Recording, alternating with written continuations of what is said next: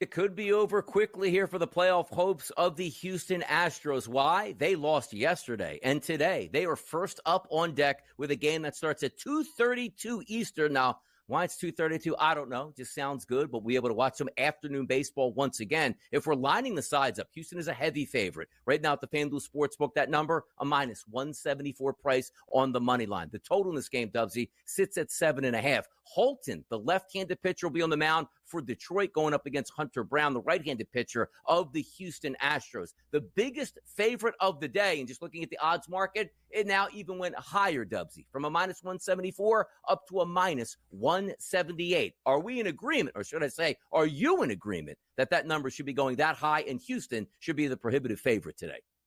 Houston should be the favorites, but there's no value behind that number. The juice worth the squeeze out there a minute, mate. I think it's a little too high there. Minus 174, 7.5. I think we can expect to see a bit more offense than what we got out of the Astros there on Tuesday afternoon. They've been really consistent over the last month. I think they get back to scoring where they've been pretty strong in their, I guess, in their environment, their atmosphere. But for the Houston Astros, it's a get-right spot. I think they pick up game 2. We highlighted earlier in the show, Donnie, it was the buzzsaw of Skubal yesterday that lifted the Tigers. I don't think Holton is going to bring the same punch, and I do think we see a few more runs late in this game. I think Astros get off to a fast start. They control it.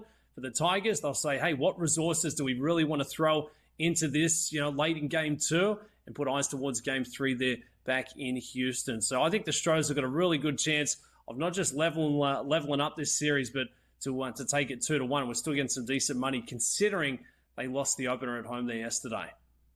It is a kitchen sink game, too. So if Hunter Brown does struggle early, they're not going to let him ride it out to say, hey, Dubs, we can't use our bullpen because why? You don't have any more baseball games left in the regular season. Let's play a little bit of devil's advocate because if we're looking for runs, I'm going to give you pointers on why we can get that. Parker Meadows, Kerry Carpenter, Matt Vierling, Riley Green, and Wenzel Perez. Each one of those 5 batters we anticipate to start this game against right-handed pitching over the past month have done very well. 350, 414, 345, 370, and 421 are those weighted on base percentages. Now, let's flip it over and say, all right, Donnie, how did the Houston batters do against left-handed pitching, particularly over the past month? Well, if you want to take out the game yesterday where they faced the best lefty in baseball, that's not the case today. You're going to get a middle-of-the-road, to me, left-handed pitcher on the mound. Having said that, though, here's the interesting part, right? You take a look at Altuve, Tucker, Alvarez, Bregman, and Diaz, 1 through 5 there. Sensational weighted on base percentages and ISO power numbers. So you got to look at that.